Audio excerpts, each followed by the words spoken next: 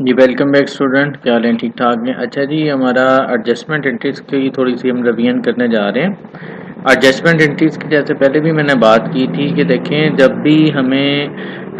हमारी जो एक्सपेंस हैं या रेवेन्यू हैं उनका more than one accounting period में अफेक्ट जा रहा हो तो वो we need to perform the adjustment entry. Okay, तो यहाँ पे भी ये देखें, adjustment entries are needed whenever revenue और expense affect more than one accounting period. एक तो ये चीज़ आपने माइंड में रखनी है। अच्छा, दूसरी और चीज़ ये होती है कि जब भी कोई आप एडजस्टमेंट एंट्री करें तो अंडरस्टूड है, एक तो ये है कि रेवेन्यू एक्सपेंस इन दोनों दो अकाउंट जो हैं यूज़ हो रहे होंगे उसमें, और इन दोनों के ही बिहाफ पे हमने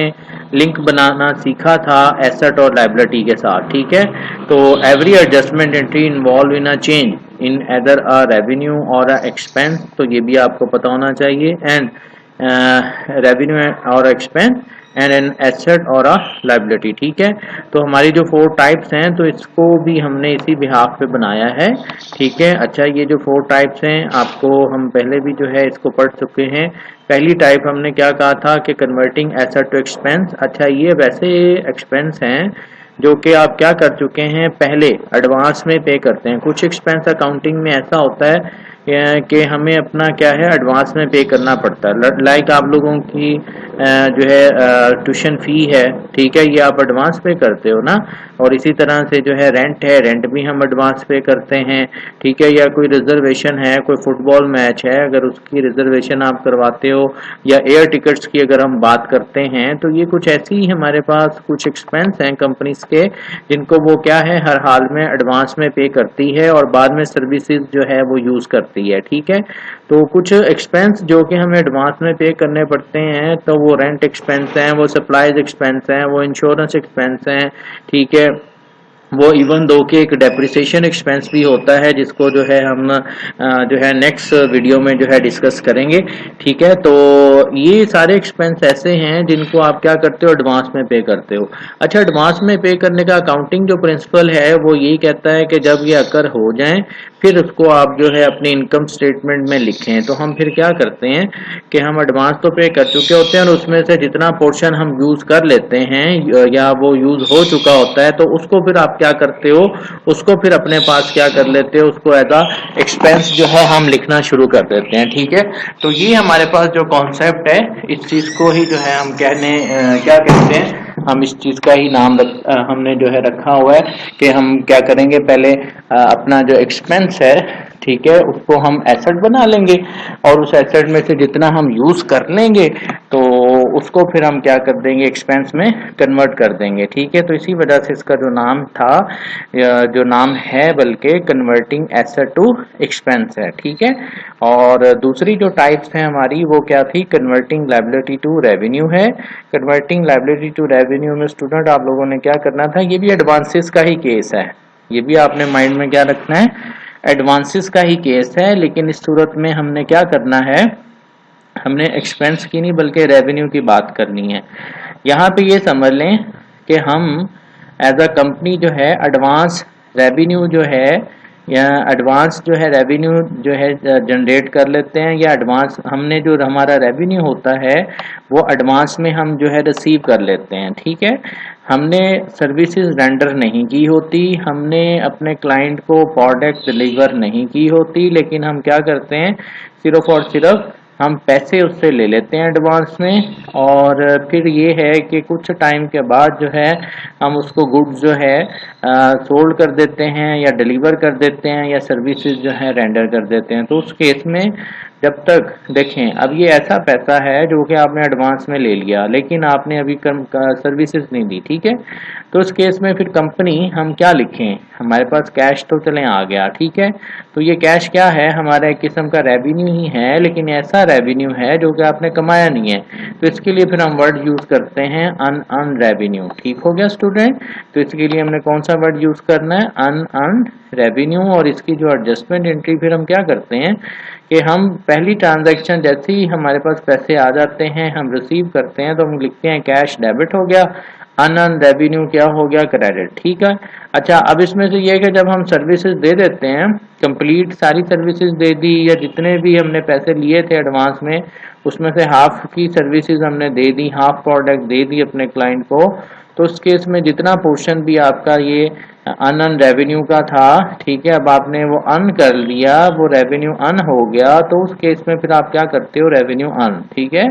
तो वो आप क्या करते हो, अन रेवेन्यू वो आप क्रेडिट कर दोगे और डेबिट में अन रेवेन्यू कर दोगे, ठीक है। तो एडजस्टमेंट एंट्रीज जो इस केस में है कन्वर्टिंग लायबिलिटी टू रेवेन्यू, वो यही है कि ये असल में हमारा जो अन रेवेन्यू अकाउंट था, ये हमारा क्या था, ये एक लायबिलिटी अकाउंट था, इसको आपने कन्वर्ट करके किसमें कर दिया, इसको आपने फिर जो है लायबिलिटी अकाउंट को कन्वर्ट किया रेवेन्यू में, जब उसकी एडजस्टमेंट आपने पास की, ठीक हो गया। तो ये आपके पास जो है दूसरी टाइप थी, जिसमें आप लोग एडजस्टमेंट एंट्री जब करोगे तो उसमें आप डेबिट करोगे किसको, लायबिलिटी को, ठीक है, और अन रेवेन्यू को डेबिट कर दोगे और क्रेडिट कर दोगे रेवेन्यू अन को, ठीक हो गया। तो ये भी कॉन्सेप्ट हमारे पास क्लियर हो गया। अच्छा, जो तीसरा कॉन्सेप्ट है स्टूडेंट, उसमें अब ये समझ लें, तीसरा और चौथा दोनों ही सेम है किसी हद तक, और इसमें आपने जिस चीज़ का ख्याल रखना है वो क्या है, इसमें आपने इस चीज़ का ख्याल रखना है कि ये सर्विसेज आपके के जो एक्सपेंस हैं ये हो चुके हैं, अकर हो चुके हैं, या रेवेन्यू जो है वो भी अकर हो चुका है, लेकिन हमने पेमेंट अब नहीं दी या हमें पेमेंट नहीं मिली, ठीक है, और हमें जो पेमेंट मिलनी है वो अब फ्यूचर में मिलनी है, ठीक हो गया।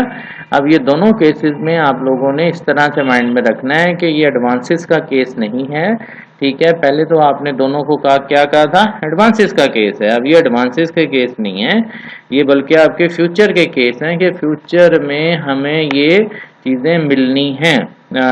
हमें जो है या तो हम फ्यूचर में पैसे देंगे, ठीक है, एज अ एक्सपेंस हमारा हो चुका है, ठीक है, but we will pay in future time, okay, या फिर दूसरी सेंस में जो फोर्थ टाइप है आपकी, उसमें आपने किस चीज़ को अंडरस्टैंड करना है कि हमारा जी रेवेन्यू जनरेट हो चुका है, ठीक है, और रेवेन्यू जनरेट होने के बाद हमारी कलेक्शन नहीं हुई, अनकलेक्शन है, अनकलेक्टेड है, तो it's mean our client will be pay in future time, ठीक है, तो अकाउंट रिसीवेबल, ठीक हो गया। तो यहाँ पे यही है कि हमारा एक्सपेंस जब अकर हो चुका, तो एक्सपेंस अकर होने से फिर हम क्या करते हैं, एडजस्टमेंट एंट्री पास करते हैं, वो एक्सपेंस आपका सैलरी एक्सपेंस हो सकता है, यूटिलिटी एक्सपेंस हो सकता है, इंटरेस्ट एक्सपेंस हो सकता है। अब ये एक्सपेंस तो हो चुका है, तो आप इसको एज एक्सपेंस तो लिखोगे, लेकिन अब अमूमन आप जो एक्सपेंस करते हो वो क्या है, आप एक्सपेंस अकाउंट लिखते हो डेबिट में और कैश को क्रेडिट लिखते हो, यहाँ पे अब कैश तो आप दे नहीं रहे, ठीक है, तो फिर आप क्या कहोगे, पेएबल, ऑब्वियसली बात है, ये हमारी एक लायबिलिटी बन गया, हम इसको क्या कहने जा रहे हैं कि हम फ्यूचर में पे करेंगे, ठीक है। तो यहाँ पे स्टूडेंट यही है, इंटरेस्ट पेएबल और सैलरी पेएबल, ये आपका क्या हो जाएगा, इसको आप क्या कहोगे, हमारा ये इंटरेस्ट पेएबल और सैलरी पेएबल हमारा ये क्या है, लायबिलिटी बन गया है, ठीक है। तो आपको ट्रांजैक्शन जो इसमें करनी है, इंटरेस्ट एक्सपेंस डेबिट कर दोगे, सैलरी एक्सपेंस डेबिट कर दोगे, ठीक है, जो भी एक्सपेंस है वो डेबिट कर दोगे, और उसी एक्सपेंस का नाम लिख के साथ में पेएबल आपने लगा लेना है, और ये क्या बन जाएगा, लायबिलिटी बन जाएगा, ठीक हो गया। इसी तरह से अगर हम एक्रूइंग अनकलेक्टेड रेवेन्यू की बात करते हैं, तो यहाँ भी आप लोग यही काम करोगे कि एडजस्टमेंट एंट्री के लिए इसकी क्या करोगे कि हमारा रेवेन्यू जनरेट हो चुका है, लेकिन हमारे क्लाइंट ने हमें पैसे नहीं दिए, ठीक है, तो क्लाइंट ने पैसे नहीं दिए तो हम अकाउंट रिसीवेबल जो है वो हम डेबिट कर देते हैं, ठीक है, या फिर ये देखें यहाँ पे एग्जांपल दी हुई है, अकाउंट रिसीवेबल है या इंटरेस्ट रिसीवेबल है, इसको हमने डेबिट कर देना होता था, कर देना है, ठीक है, और बाकी जो आपके पास क्रेडिट है, ठीक है, क्रेडिट में आपका वही सर्विसेज रेवेन्यू अर्न या इंटरेस्ट अर्न, ठीक है, ये सारा का सारा आप क्या कर दोगे, सर्विसेज रेवेन्यू अर्न और या फिर इंटरेस्ट अर्न हमारा ये क्रेडिट हो जाएगा, ठीक है। तो ये आपके पास जो है चार टाइप्स जिनकी हम बात कर रहे थे, दो केसेस आपके एडवांस में हैं और दो केसेस आपके ये हैं कि फ्यूचर टाइम में आपने पेमेंट करनी है, ठीक हो गया, अक्रूइंग अनकलेक्टेड रेवेन्यू और अक्रूइंग अनपेड एक्सपेंस, ठीक हो गया जी। आगे जो है हम कन्वर्टिंग एसेट टू जो हमारे पास